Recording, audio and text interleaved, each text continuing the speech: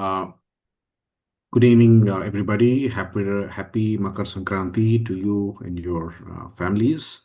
Welcome to this session from Bharat Forum. So this is a forum where intellectuals,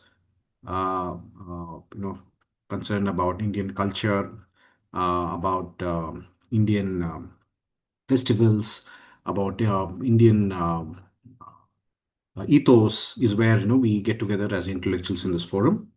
So very good evening to all. So today will be the topic where we have Abhas Verma, author. He has authored several books on Indian history, and today's special focus is on the Third Battle of Panipat and its modern relevance. A little about Abhas Verma before I hand over the the field to him. Abhas Verma is a contemporary author known for his works on South Asian history and socio-political issues. He has published over 10 books with topics ranging from historical events to regional political studies. He began his literary journey while still in college, publishing his first book in 2013, a detailed study of the Third Battle of Panipat. Typically, his books focus on historical analysis, biographical accounts, and geopolitical themes, particularly related to South Asia. So, he has written on topics such as biographies of Maratha warriors involved in Panipat, the history of Sri Ram Janmabhoomi, the life and times of Prithviraj Chauhan, and the India Afghanistan international relations. So, and his recent recognition is his book Maratha War of Independence, where it was highlighted in the press for presenting a detailed narrative of the Maratha resistance against the Mughals and was launched in New Delhi with notable figures at the event. Abhas Verma is an established author, so with a body of work that includes scholarly narrative as well as accessible historical account. So, without much ado, I hand over the floor to Abbas ji. Thank you, Abbas ji, for agreeing to speak in this forum. Over to you, please. Namaskars. Namaskar, Sridharji. Thank you for giving me the opportunity to speak on a historic day today. So, 14th of January, as we all know, it's a Sakranti day. It's famous throughout India. At some places, people are celebrating Lohri. Some places, people are celebrating Sakranti. Some places, people are celebrating Bihu. But 14th January has another significance also. It is a very historic day, the day of martyrdom, when 1 million Marathas were slaughtered at Panipat. I'll take a quick discussion on the topic. I'll not call it lecture. I'll just try to briefly outline the topic in this discussion.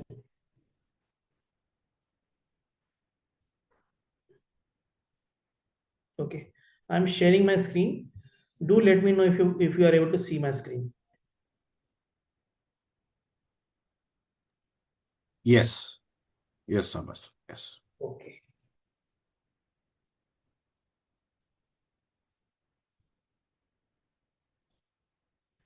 So we'll begin the slide. Third battle of Panipat. It is called the bloodiest battle in the history of India.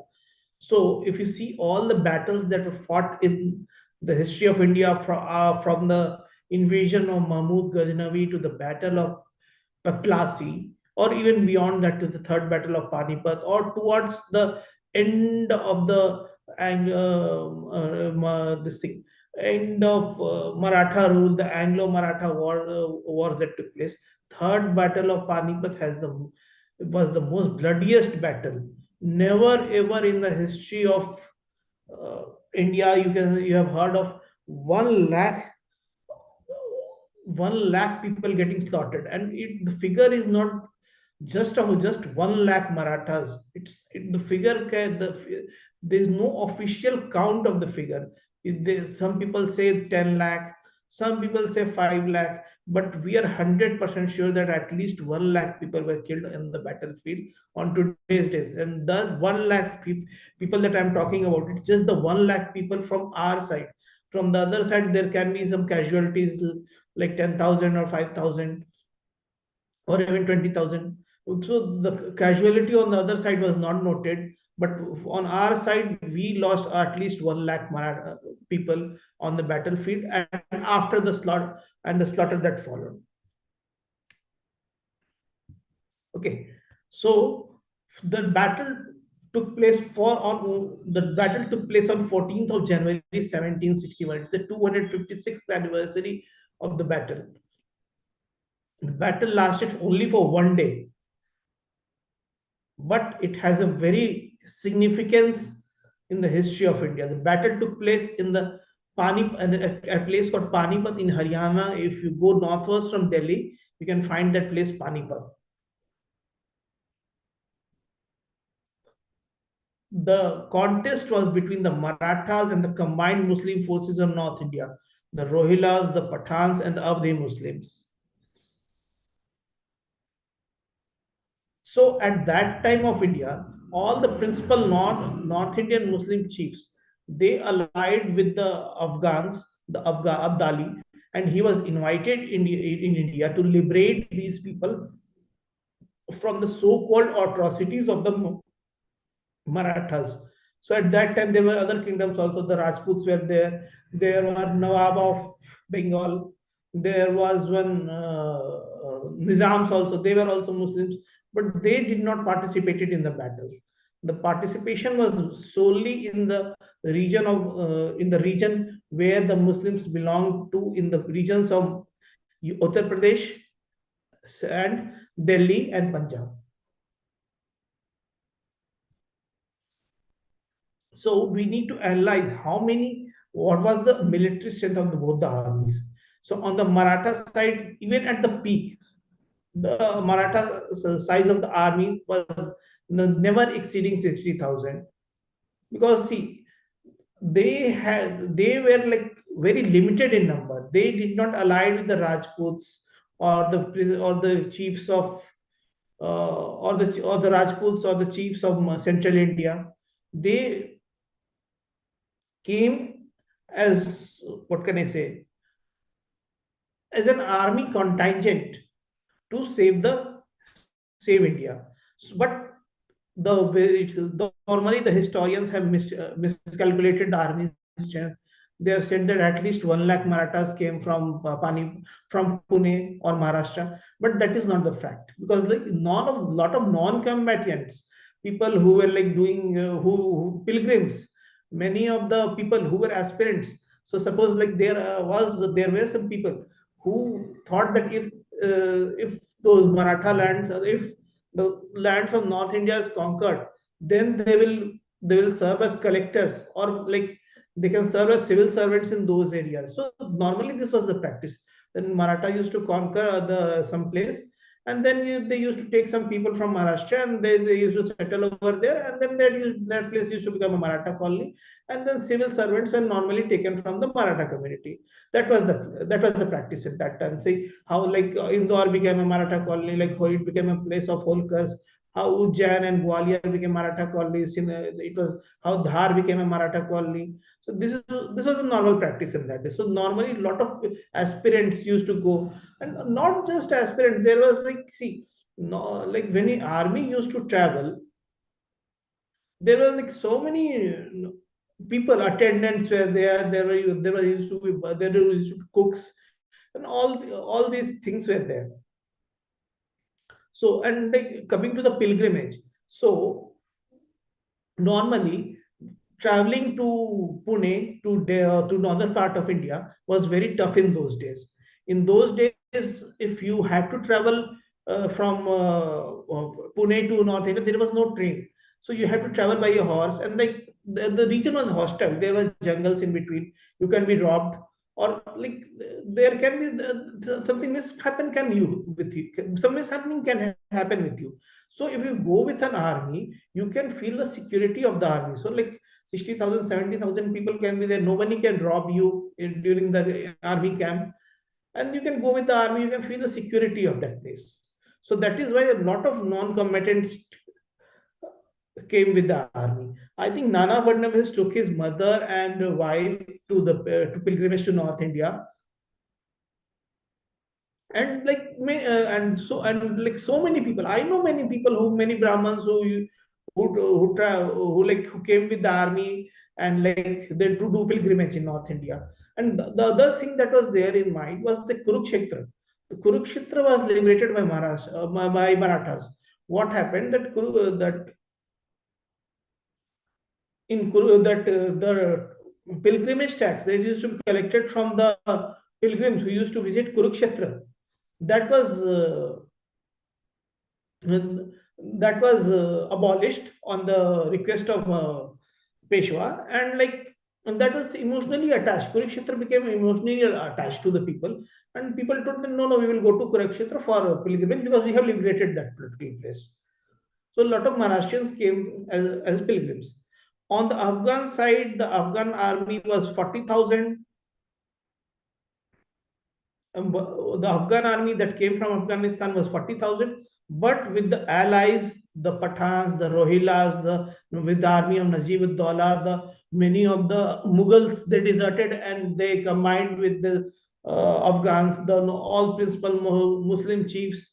And then Shuja-ud-Dawla, he also came in with the army of 10,000. So altogether, the army strength on the Afghan side was 80 to 90,000. It was the one of the largest mobilization in the history of India. On one side, Marathas, the other side, all principal Muslim chiefs of Uttar Pradesh and Punjab. So I have already told why non-combatants are present there, because the long distance from Maharashtra to North India, unsafe routes, aspirants hope to settle in newly conquered territories, administrative and civil ambitions accompanied by military campaign. This I have already covered. Human cost of the battle.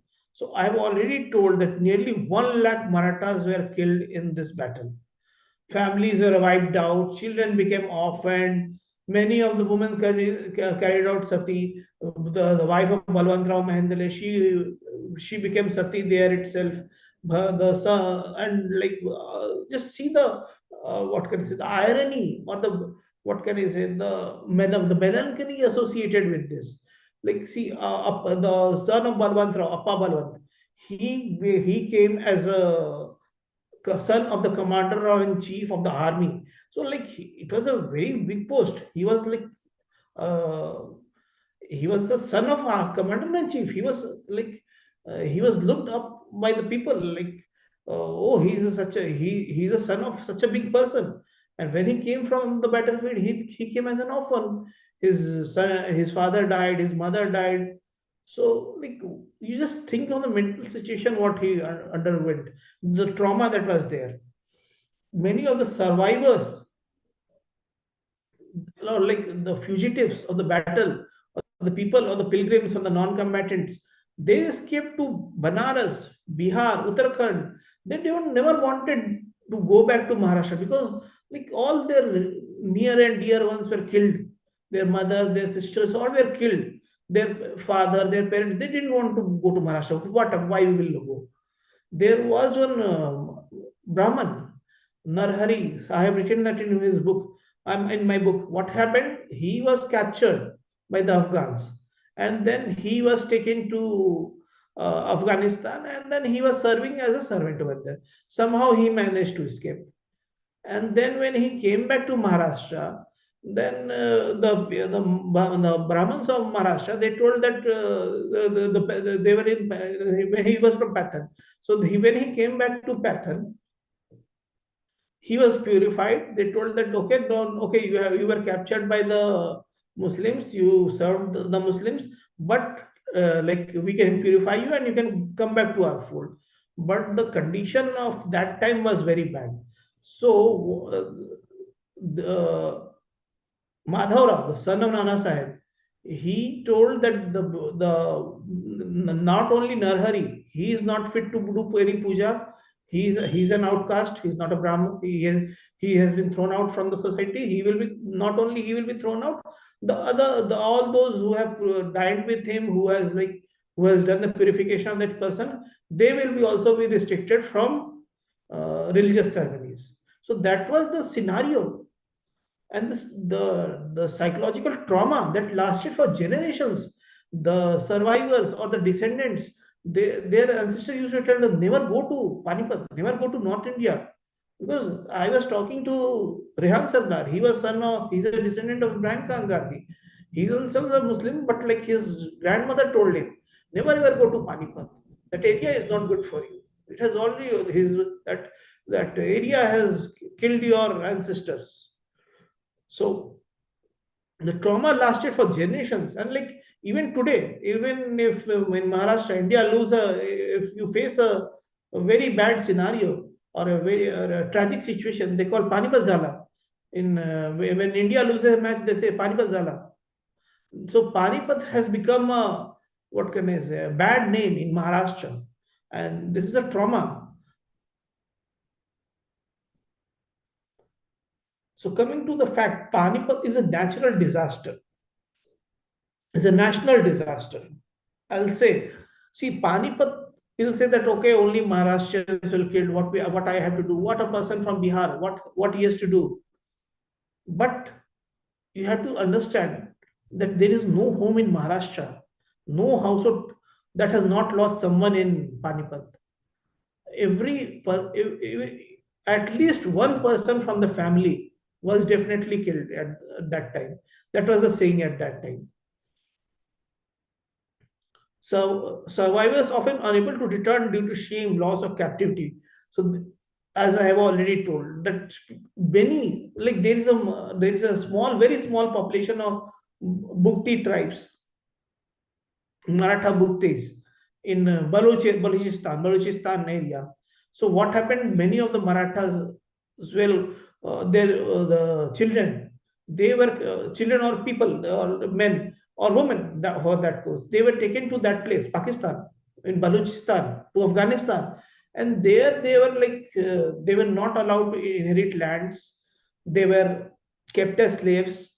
They was exploited for generations, and there is a very small population of Maratha Bhuktis in Pakistan and Afghanistan and Balochistan area. And this disaster that reshaped the Maratha society and memory. For 10 years, Marathas were like handicapped. They could not do anything. And like, see, this I'll not say it was limited, that the effect was only limited to Maharashtra. This gave a lifeline to Najib Dawla. For 10 years, he became almost a very powerful man in Delhi. And there is a saying, I think the scientist Narnikar, he has written a very good story that had this Vishwas Rao not been killed in the battlefield, then British would not have been able to set foot in India. Then the Peshwa would have become so strong that he would have wiped up the English, and then he would have become the king of whole India, and that would have, in fact, there would have been no partition of India had this Marathas won this battle of Panipat. Had Marathas won this battle of Panipat, they would have definitely created their colonies in Punjab, in modern day Pakistan. Lahore would have been something like Gwalior, and how we have a Sindhyas ruling in Gwalior. There would have been Manes and Nawalkars ruling in Lahore. That would have been the scenario. There would have been no partition also. There would have been no Pakistan. We could have the Punjab would have been ruled by the Marathas for long. So coming to the technological imbalance. So the question might come to our mind: why the Marathas lost this battle? So the thing that I have concluded, that there was a technological imbalance. The Afghans, they were highly superior, not just in militaryship, generalship. They had very high advanced technologies. They had mobile artillery that was unheard of that in India. So what used to happen? They used to tie the artillery on the foot of on a camel. They used to shoot from there, and then they used to run. So in a battlefield, it's a very difficult to estimate from where the enemy's position is. Finding an enemy position is very important in a battlefield. How, like in nowadays we have, like it is said that during Kargil war, one of our generally exposed the location of the Indian artillery, and then they fired on the Indian artillery. So that was, they say. And but that is a present day scenario. I'll talk in the medieval period. So in the medieval period, the distance between the armies are very high, 12 kilometers, 3 kilometers, even 3 kilometers. You cannot see something from 3 kilometers away. Okay, so you have to estimate if the fire is coming from that area, cannon fire is coming from here, that area. You estimate that the fire is coming from that area, let us target that area. But the advantage of using mobile artillery was they used to fire from that place, move the camel to a different location, and then you won't be able to destroy the enemy's cannon. So you won't be able to find the enemy's location. You will just get a shot from forward, and then from some you will if I'll give an example of a square formation. Okay, there's a north, south, and east and west. Okay, you are there in the center. Okay, somebody is firing from north. Okay, so you estimate that, okay, let's target the north zone. You fire from the north zone, but the fire will not but the fire will not come from the north zone. It will again come from northeast. So you'll say, how come the enemy has shifted its place? Let's target the northeast. When you will target the northeast, the enemy will again shift to the north. So this is how, like, they were like uh, targeting the Maratha army in such a manner that they were not able to find the location. And then there is something. It is called that there was a gun called Zamzam. It was India's largest gun that was used in Panipat. But there is a debate. Neither Kashiraj or anyone has written about that gun Zamzam. But whoever has written about the artillery of the Afghans, they have written. They had very good artillery. The artillery was mobile. The artillery was light in piece, and like it was a very good, technologically highly advanced compared to Marathas. And that also, there is a saying that the Zamzam gun that was made from the by robbing the utensils of the Hindus of Punjab.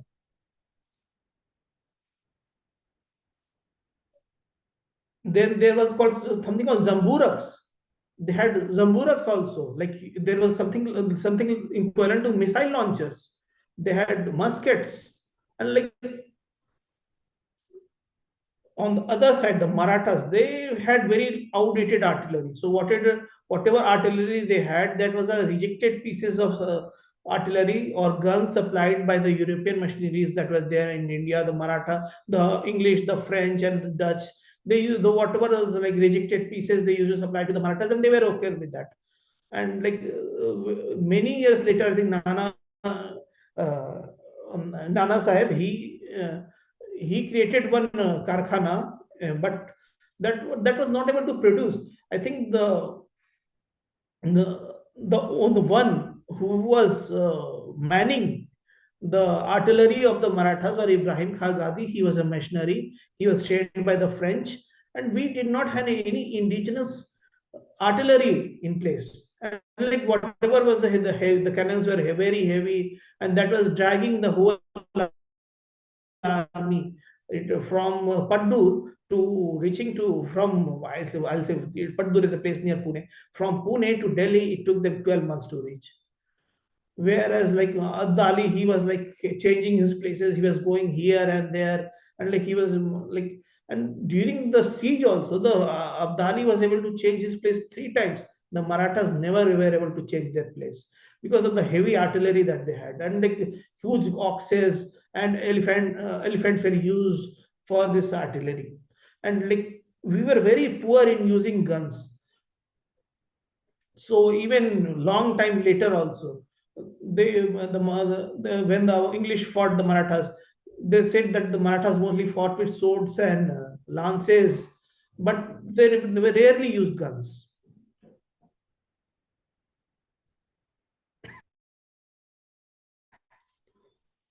So the Afghan, do you have a question? Okay. No, just a direction, Abbas, that people can post their questions. We can have a Q&A in the last. Okay. So Please go ahead.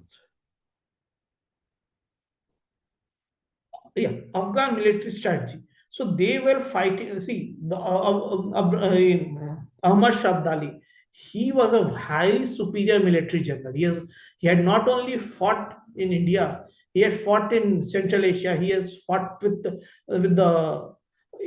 Nadir, with the Iranians. So he used to fight the battle like in a European manner, where the general used to stay behind the lines, and then uh, there were battle formations and all.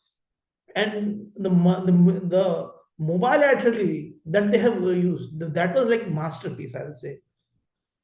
And then there were some reserve forces also, that once the main army, once the opponent is totally, he's tired, they can push they can push the fresh troops to attack the army. And then the fresh troops, they are not exhausted. The army is exhausted, the enemy is exhausted, but you have a fresh troop where one person can kill 10 people.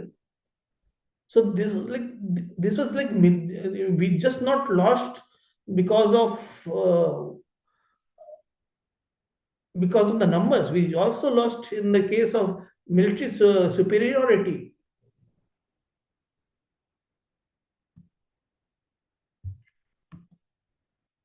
So how the Marathas fought? Okay, so they fought in a square formation. Okay, the colonels were, so the problem with the Marathas was that they had a lot of non-combatants. Okay, 1 lakh people were there, and they had not just they had the 40,000 people. They had to escape from the battlefield.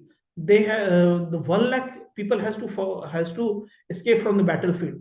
So they had a plan that we'll move in square formation. Let us move to the Jamuna River. Okay, let's move to the bank of the river.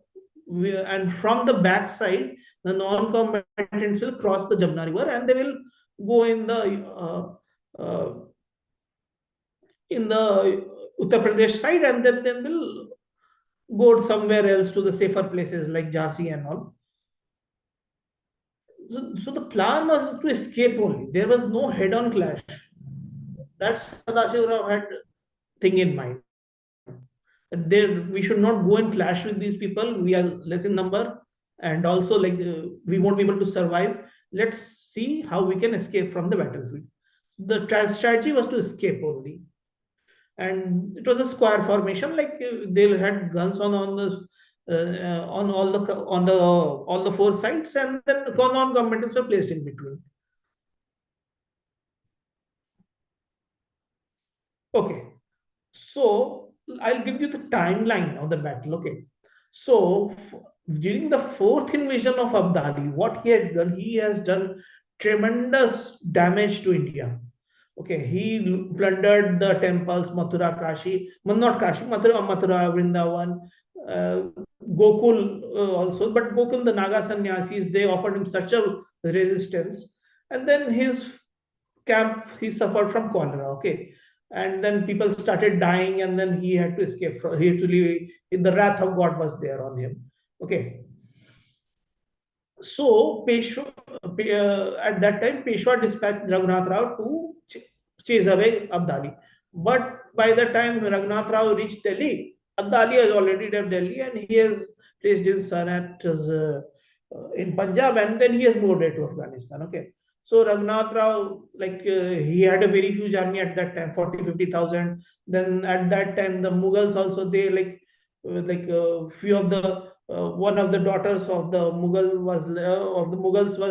was taken away. Many of the Muslim women were taken away at that time. So the Mughals were also not very happy with the Afghans. Okay, so they also allied with the Marathas, and they chased away Taimur.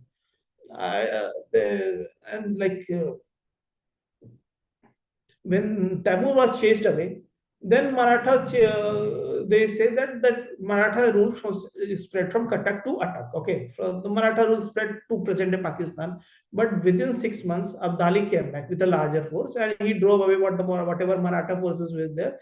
He drove it away, and then like he was approaching Delhi. Okay, but Dattaji Scindia, he was there in North India, and he told that he had a very small force at that time, 10 to 20,000 at that time.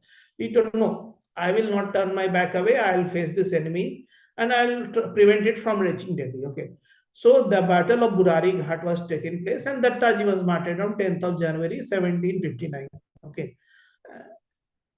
And then, but then whatever remnant of the Scindia army was there, that escaped to Kotputli, and then they met Mallar Rao Holkar, who was in the Jaipur, and together they tried to stop the Afghan army. But what happened? The Afghans again routed them at Sikandrabad near Agra. Now the thing was that the Nana Shahid, he had lost his best general, the Taji Scindia, and this was an insult to the Marathas. Okay, so Marathas had just what won the battle of Udgir. They have destroyed the Nizams, and like they were like they used to they thought they have become superpowers. Okay, but the the devastation that this guy Abdali has caused at last time, and then there is during his fourth invasion, that was an eyesore in the eyes of Hindus. There is one person called there is one Kashi Rao. He served the Mughals for 6 generations, but he later he switched his allegiance to Marathas, and he was there in Jhansi. He wrote a letter to Nana Sahib that if you can get rid of Abdali, then you will get the punya of doing pilgrimage to 1,000 places. And then many of the gurus of Peshwa, they also wrote letters that just save us from this Abdali menace. Then, and that also, so the Peshwa has lost someone very close to him. So he dispatched the army under the leadership of Sadashiv Rao Bhau, because last time when Raghunath Rao went to North India, he bought a debt of 80 lakh rupees. Almost 1 crore debt was there on Peshwa. Not just 1 crore, he was continuously in his life, he was in debt. Okay. So so Sadashiv Rao went from Paddur with an army of 40,000. That was also like he gave some cash, some amount, but the army was like financially in very poor condition. So how to arrange the army, how to arrange the fund? So the Marathas were collecting chauths from Rajputanas and other places. Many of the chauths were in area. So Nana Sahib instructed Bhau Sahib to collect the chauth by showing the strength of the army, as well as enlist the support of the other Hindu chiefs. And there is a very famous letter of Sadashiv Rao to the Ahirs and Jats of Doab. But I think some of them joined them, but I think no principal Hindu chief from North India joined him. Okay, so first they took Delhi from these people, from Afghans, and then they took a place called Kunjpura. The Battle of Kunjpura is very famous, and like in Battle of Kunjpura, sorry, okay, the Battle of Kunjpura, Qutub Shah was taken as a prisoner, and then he was killed on the orders of Sadashiv Rao Bhau. And when he asked for water, one of the soldiers replied that instead of water, we should give him urine to drink. So, like it was like very massive battle, and whatever Afghans were there in Kunjpura, they were all killed.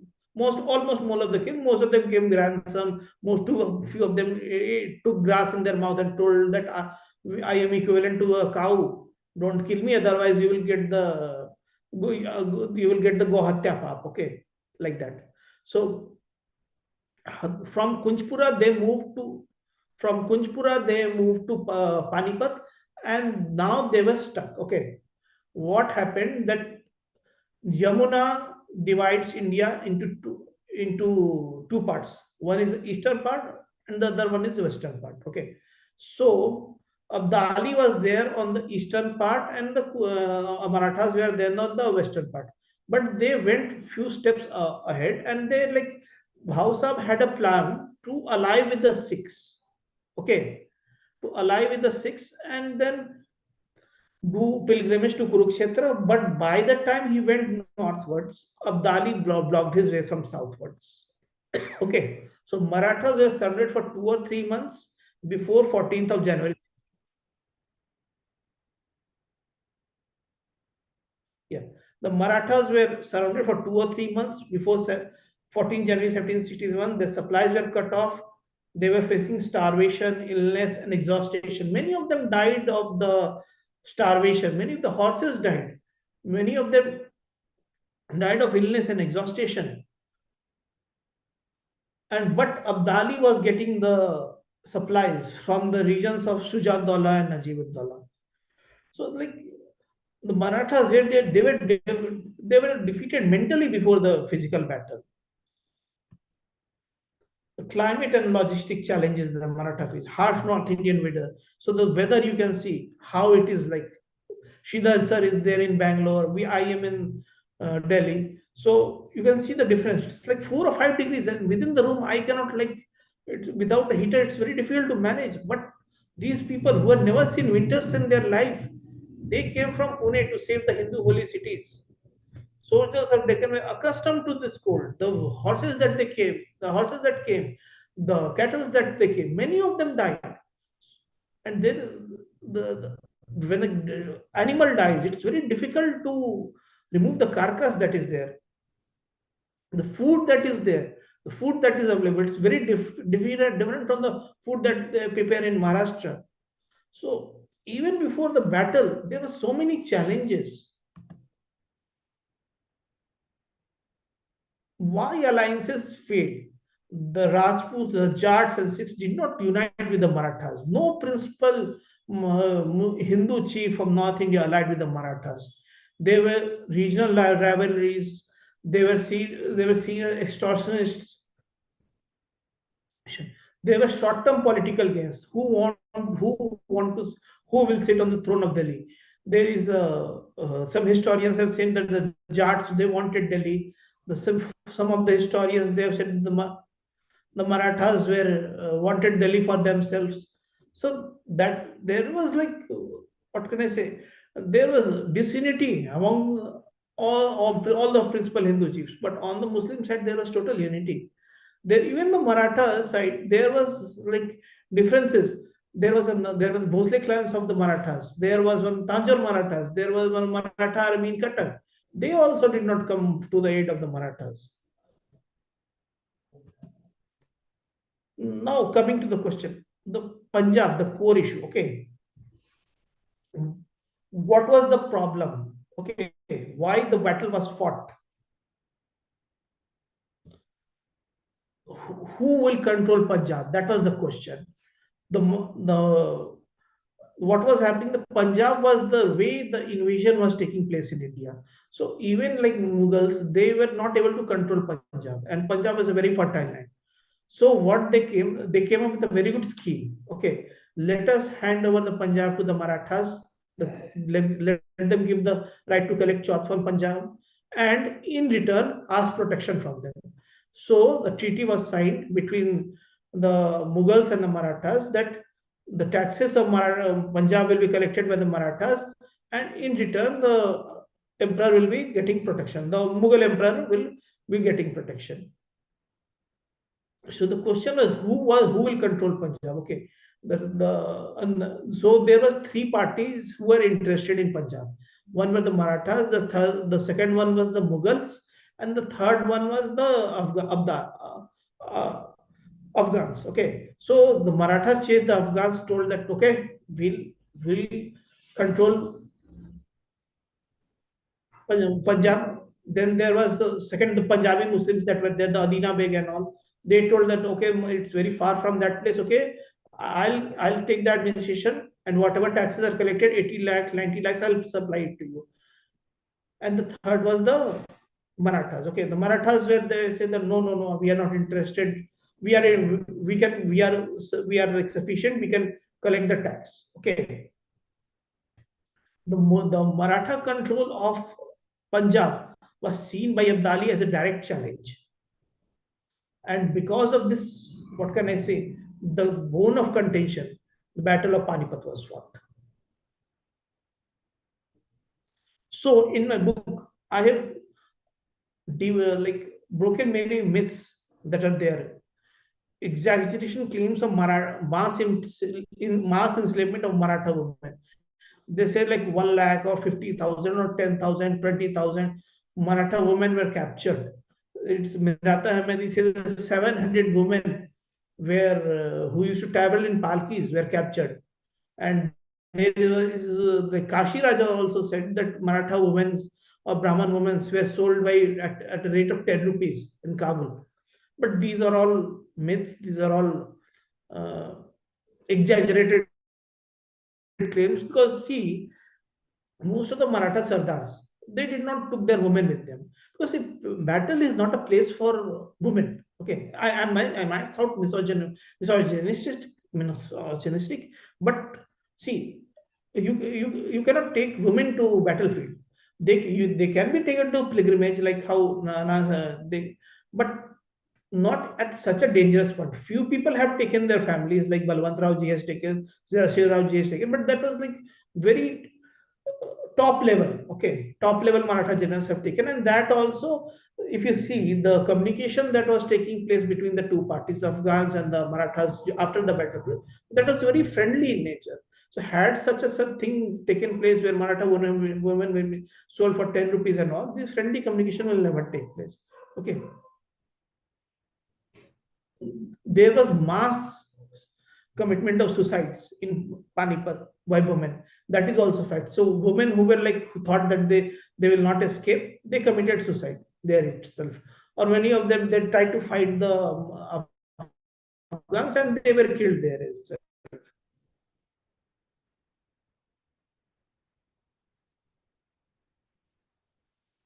So what can we learn from this battle? Okay, so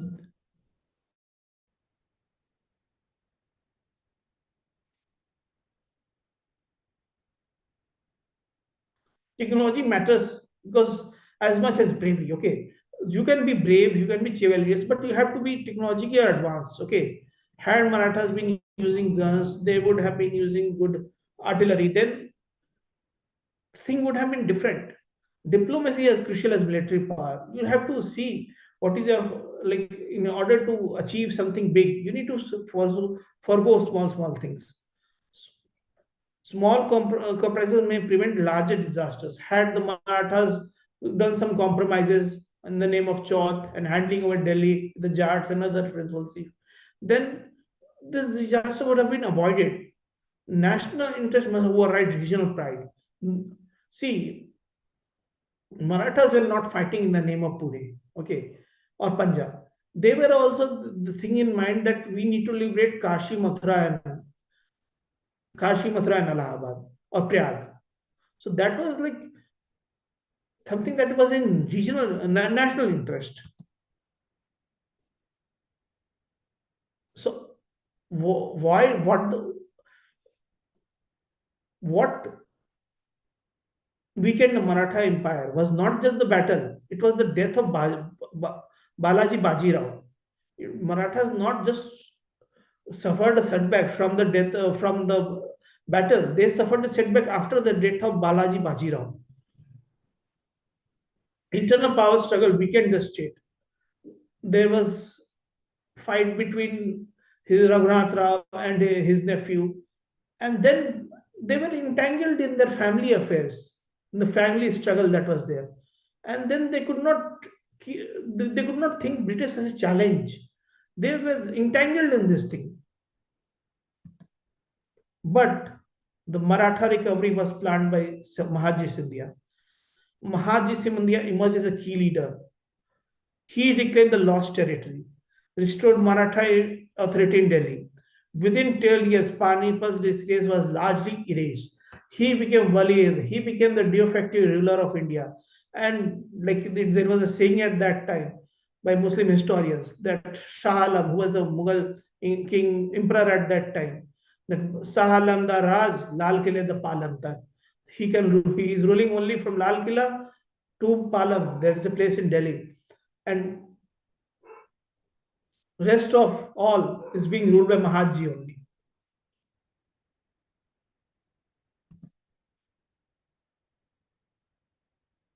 So, if you compare this battle with the earlier battles, the first and second battle was a power struggle for Delhi. But this was a defensive, this was to save the Hindu holy cities.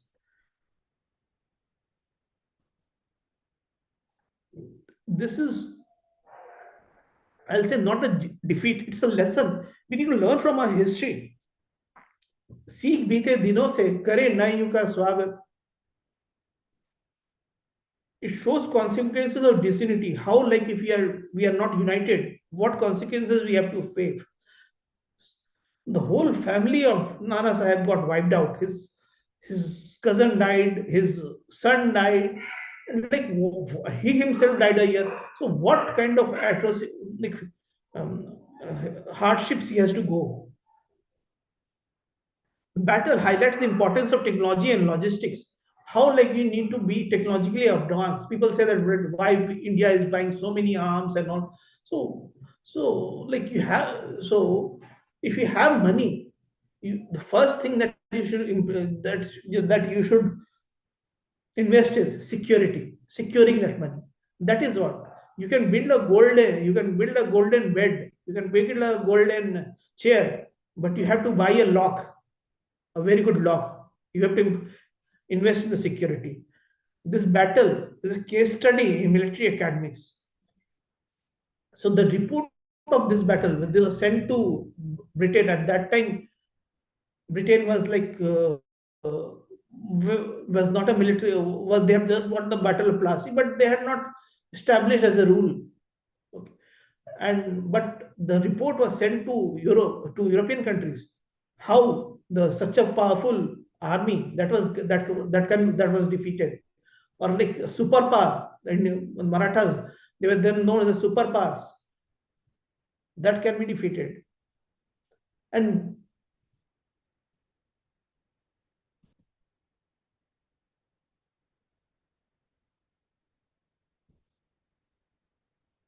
so this is the end of my slide, or the end of my discussion, or a lecture on Third Battle of Panipat.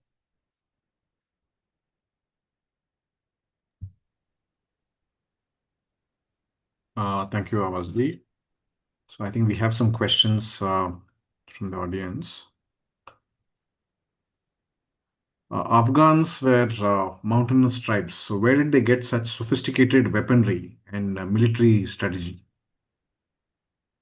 That's one question, if you can answer, please. Okay. Yeah. See, if you see the whole of Afghanistan, okay, the whole of Afghanistan is not a military place, okay, and it is very difficult to bring in the cannons from Afghanistan, okay.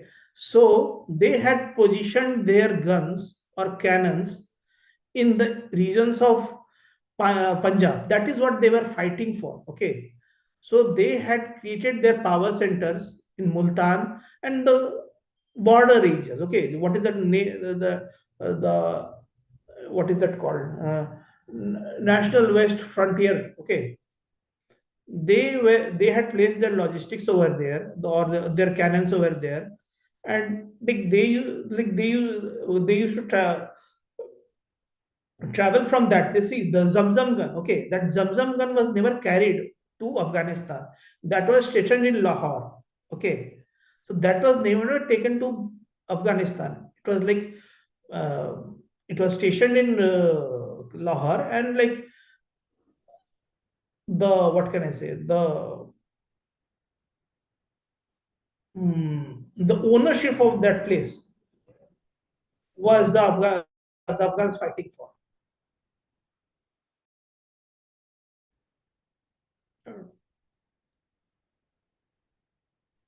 Right. Sridharji. Thank you. Yes. And there's a question, why were Afghans in Maharashtra? How did they come so far?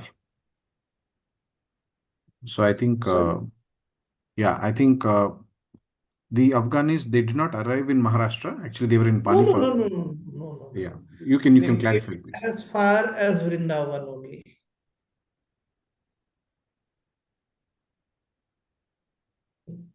Then they I looted think, and then they went upstairs, upwards. right, that answered the question, Shilaji. Next is Anamitra has a question that the role of Anup Giri Gosain, did Anil his Girigos. presence in the Afghan side, did it, kind of bring down the morale of the, Marathas?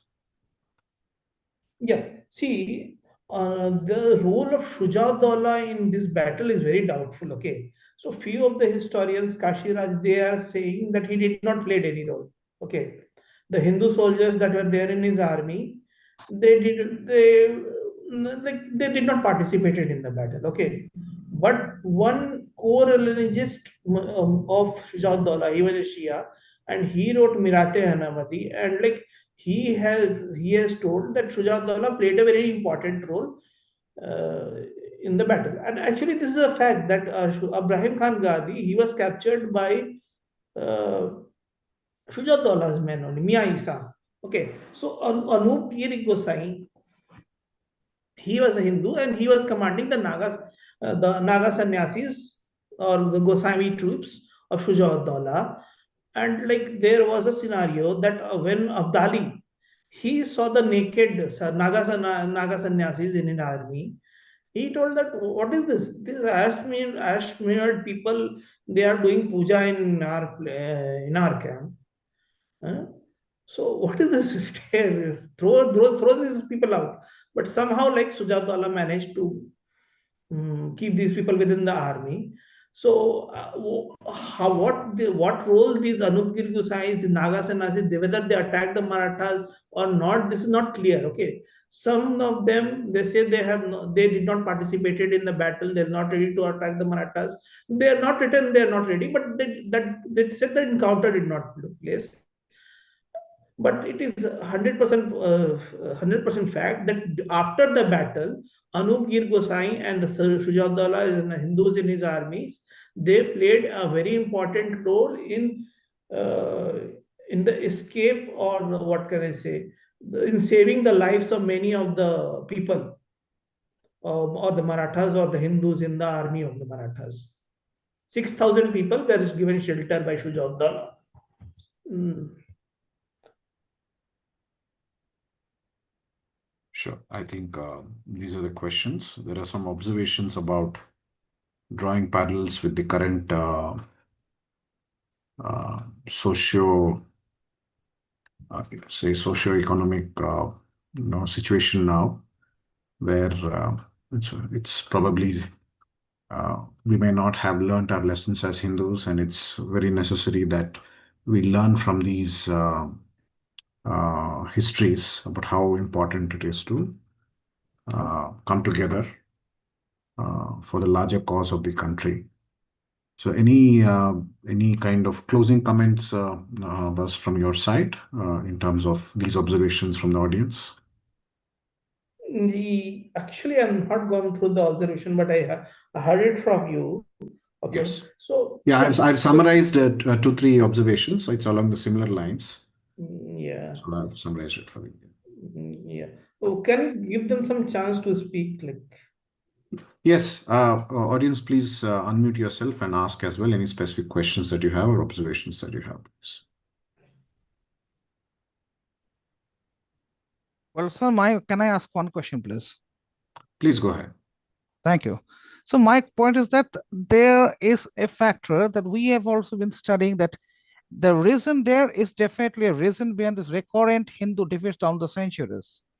According to many, since there have been lots of work from the Hindu Mahasabha side in the 1930s and 40s periods, there on the time, many scholars had said that the departure of India from Kautilya's pragmatist policy and the endorsement of Banavat and the following Buddhist principles created or played havoc in the military concept of the ancient India. Do Yes, you think that I agree.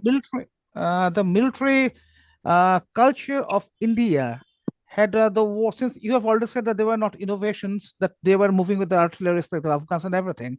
So, do you think this more principled Hindu society and lack of pragmatism has ruined us ultimately? I think this fact also been raised by Air Marshal R.K. Nehra in this book, Hindu, I think, the military ethos, I think, on the book. Hinduism and its military ethos. The name of the book is something like that. I'd like to know from you, sir. Okay. So, Animita ji, it's a very good question that you have asked. Okay.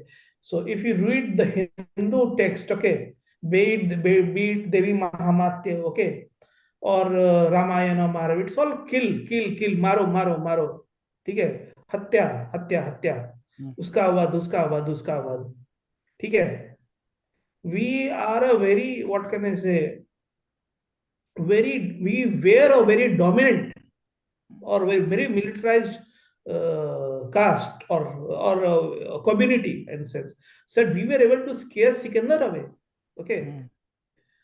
So we were very, what can I say, if you see Mahabharata, what is it all? How many Yuddha, for a Veer Gati, the ultimate goal of a Veer person is to die in a battlefield. That is the greatest achievement that a Hindu can achieve. Okay. But you see Buddhism, that when Ashok, okay, so that is totally like 1,000 years back I'm going. Is it okay if I go 1,000 years back? No problem, sir. The decade started from then, sir, actually. Yeah. So if you see how Buddhism spread, okay, Ashok killed his all 20, 30 brothers. Okay. And then he came to throne. And when he went to Kalinga war, he saw like lakhs and lakhs of people killed. The river was turned red, and then when he came back, these are the stories I've heard. Okay, his wife had a miscarriage. Okay, his wife had a miscarriage, and then he said that okay, it's too much of violence. Okay, let's convert people. I am not into this violence. Okay, I don't like this violence. Let's go on the way of ahimsa. Okay, I am not a very good scholar of Buddhism, but like Buddhism taught ahimsa at that time, or Jainism taught ahimsa at that time. So Jainism also at that time was the same thing, that you should not kill an insect also and all. Okay, but you see all these principal Muslim chiefs, okay, from northwest, okay, who came to India, they are all descendants of Buddhists. Okay, these are all converted from Buddhism to Islam. If you see Halaku, okay, you have you heard of Halaku? Yes, sir. Yeah, he created so much atrocities in Baghdad. He was a Buddhist, Halaku. Many of the followers of Genghis Khan was Buddhist. So definitely, I'll say that Buddhism had an effect not just on us Hindus. Many of the martial races that were there, they denounced violence. There are many castes who were Kshatriyas at that time. Now they are not Kshatriyas. Okay, they gave Sir, up Kshatriya if, traditions.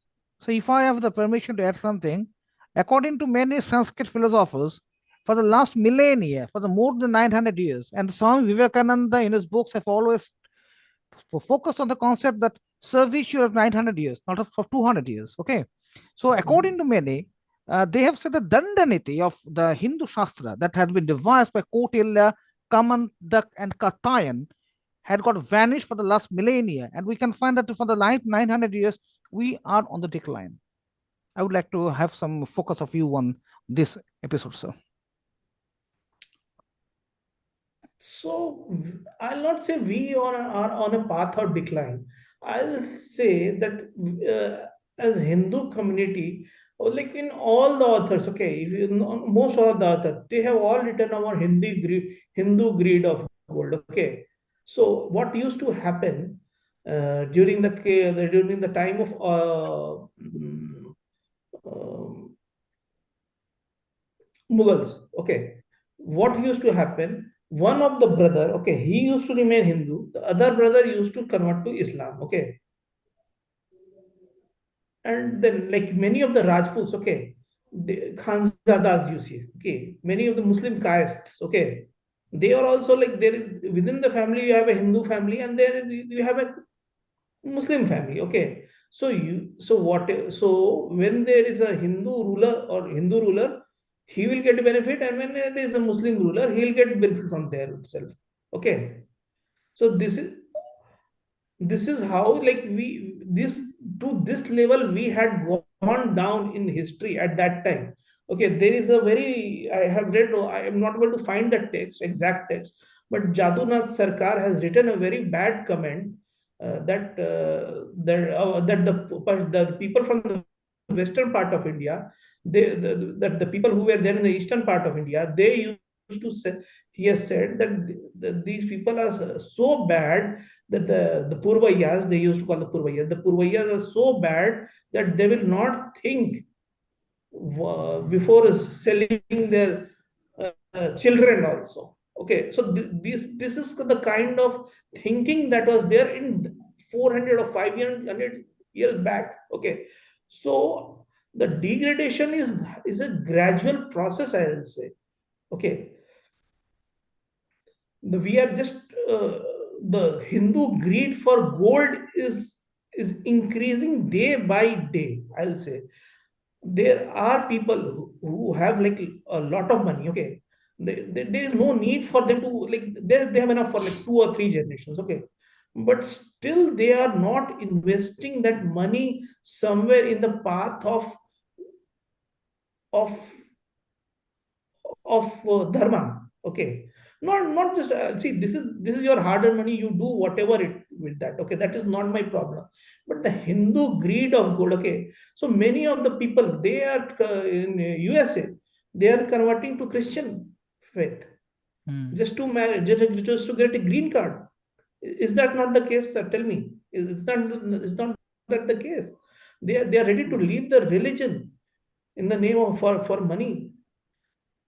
So I'll say that the degradation is a natural process. Okay, if you see the what kind of socio-economic life of the people in the medieval period and our time, I will say that this is a very gradual process that is going on in the society, and it will go on. This is Kali Yuga, sir. It says that we measure the Vishwa, Pap in Vishwa, that there will be 15-inch Pap, 15 Vishwa Pap, and 5 Vishwa Punya in Kali Yuga. This will go on till it goes 20 Vishwa Pap, 0 Punya, and then the earth will collapse, and then Pralaya will take place. That is my thinking. Thank you, sir. Thank you. I have a question, Baji. So let me ask one. Yes. Yeah, I'm audible. Yeah, Yes. understood. Yes, yes. Yeah. So I need to hear your views regarding Nana Sahib's decision of, you know, of giving Sadasiv Rao Bhau the campaign of Panipat, Third Battle of Panipat, because Raghunath Rao was also present. Also, given Raghunath Rao had some experience, in the northwestern frontiers. For example, he had led previous campaigns to Malwa, or I guess Punjab or Delhi, right? So he knew how the Rohillas and Pathans used to fight.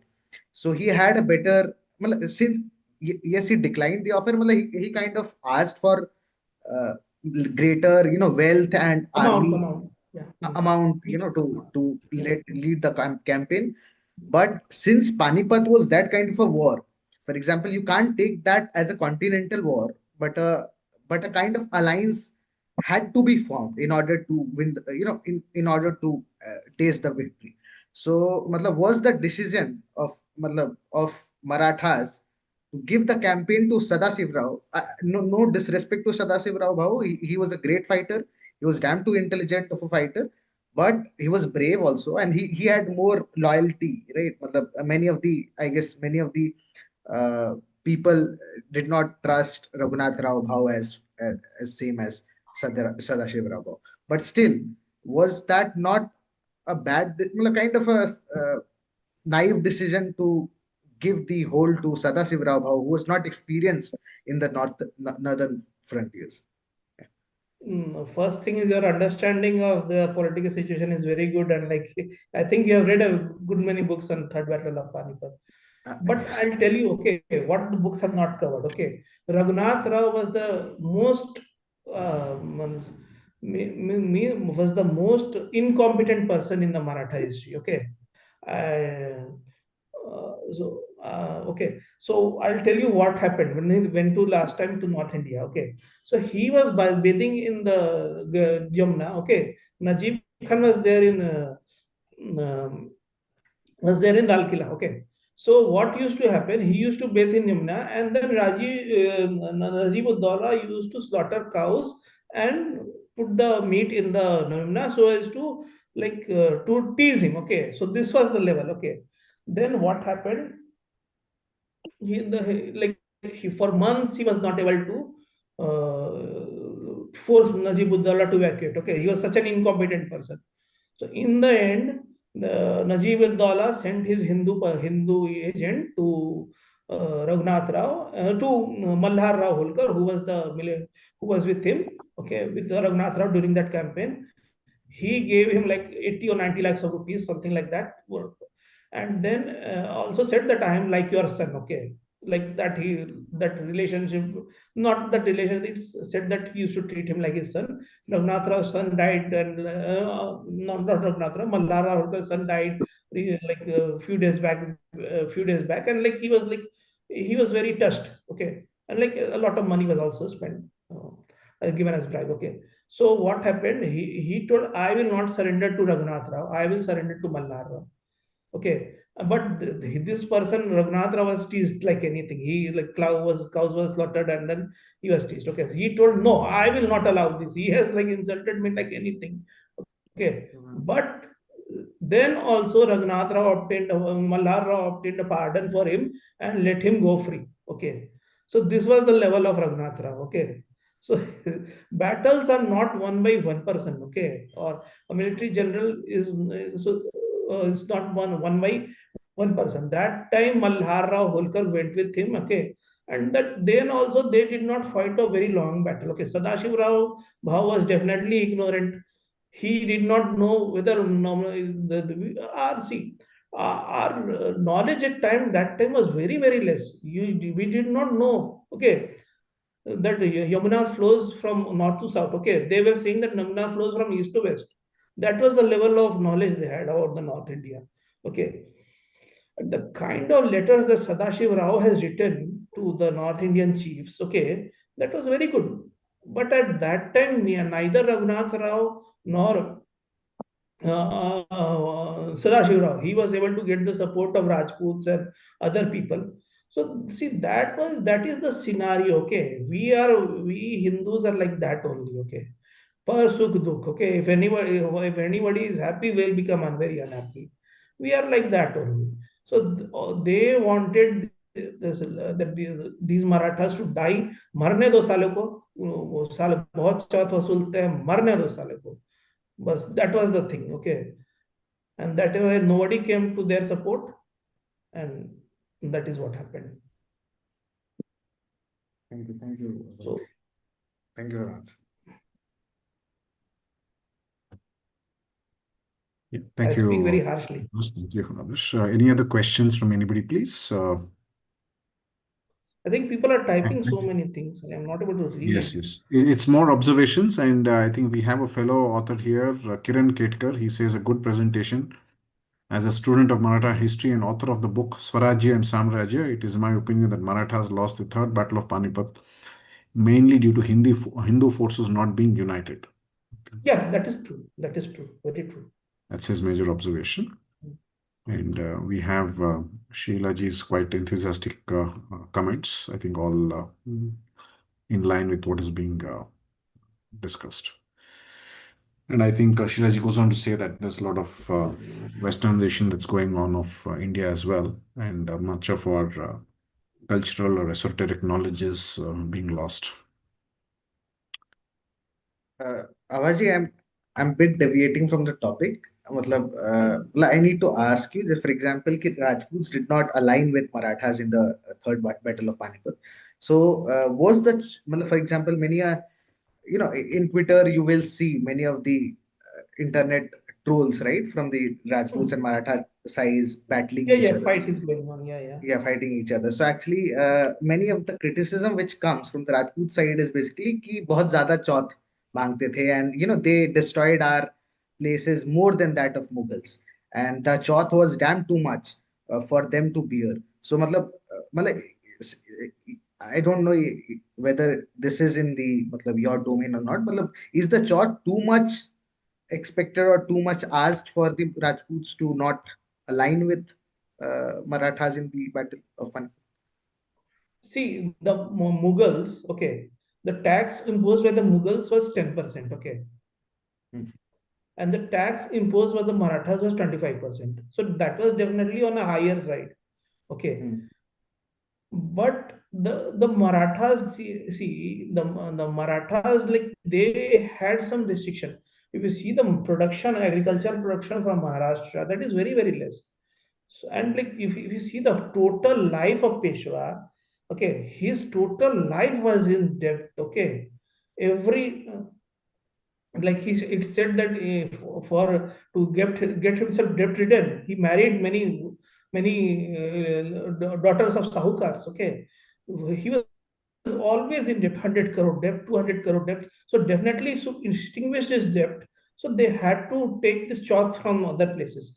So the chauth was like 25%. And like see how like we used to think. Okay, so like I'll say that I'm from Bihar. Okay, when I go from Bihar to Karnataka, okay, and when I return to my home place in Bihar, they think I am earning like 1 lakh or 10, like 1 lakh per month. Okay, but that is not the case, no? Because see, people from Bihar, they think in Karnataka is a very very rich place, but that is Hmm. not the case. Okay, so people from Maharashtra, they used to think that the Jaipur and all these places, Uttar Pradesh and all, the tax is very the these places are very rich. Okay, so we can get a lot of contributions. There is a very good letter from Peshwa asking 1 crore to be collected from Bihar. Okay, that letter is written to Dattaji to collect 1 crore from Bihar. That place is like you can collect 10 crore also. So see, he इसके ऊपर तो बहुत बहुत कर्जा था ना भाई, उसके जिसके ऊपर कर्जा रहता है उसको तो ये सब समझ में नहीं आता है ना, उसको समझ में आता है मेरा कर्जा कैसे चुकाना है। भाई मेरे ऊपर Hmm. पूरी पेशवा का जिंदगी देख लीजिए, 100 करोड़ 200 करोड़ का कर्जा उनके ऊपर है। अब उस कर्जा को तो चुकाना है, तो टैक्स 25% तो लेते लेते थे सर, देशमुखी भी 10%, और ये तो हुआ सरचार्ज भी दो। अब देखिए होता क्या है ना कि टैक्स किसी को भी देने में खड़ता है, ठीक है। मतलब किसी को भी मेरे मेरे पैकेट पॉकेट से भी 5 रुपया निकलने में हमको थोड़ा सा लगता है, ठीक है। तो ये बहुत बड़ा कारण था कि ये जो राजपूत है ये बोलते थे कि नहीं भाई उनका भी जेन्युइन रीजन था कि कभी क्रॉप्स फेल कर जा रहा है, कभी कुछ हो जा रहा है, तो महाजी सिंधिया तो किसी तरह माफ कर देते थे। Hmm. लेकिन नाना साहेब रघुनाथ राव इनको नहीं समझ में आता था, ये लोग बहुत दूर से आते थे, इनको नहीं समझ में आता था ये सब चीज। उनको जैसे कैसे हम लोग बिहार से कर्नाटक जाते हैं तो बिहार वाले को लगता है कि नहीं ये तो वहां करोड़ों में कमा रहा है। तो वैसे ही जो वो लोग नहीं समझ पाते थे कि ये कुछ दिक्कत में है, उनके दिमाग में कर्जा चुकाना है, कर्जा चुकाना है, इसलिए ठीक है। टैक्स तो डेफिनेटली मुगल से मराठा से ज्यादा था, लेकिन मुगल्स के ऊपर कभी भी ये नहीं रहा, क्या कहते हैं, कर्जा नहीं रहा। वो Hmm. पिलग्रिमेज टैक्स, ये टैक्स वो टैक्स करके जजिया ये सब वसूल वसूल के वो ले लेते थे। Hmm. और 1736 से तो जजिया जजिया वसूला जाता था कि Hmm. अगर आप मुस्लिम हैं तो, अगर नॉन हिंदू मुस्लिम है तो आपको पैसा देना होगा। जी जी, धन्यवाद धन्यवाद।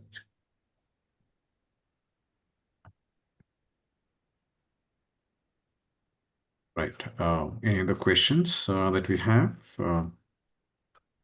I do see generic comments coming in. No specific questions.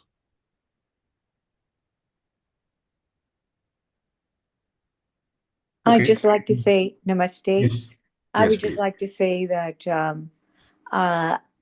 I'm third generation of India. My grandparents migrated from Bihar as indentured laborers to the Caribbean.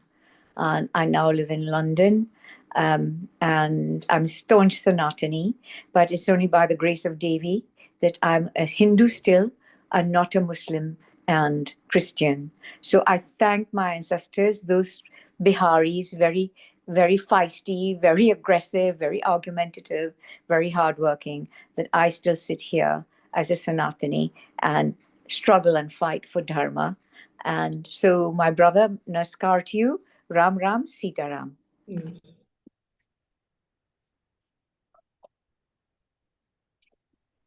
Thank you, Shilaji. That was nice comments. So I Shivaji, think I this will like brings to point out that your family might have migrated as a laborer. Yes, they were. Yeah. They migrated as we were called indentured laborers. There's a whole history about that, and we were called by Indians as Jahajis.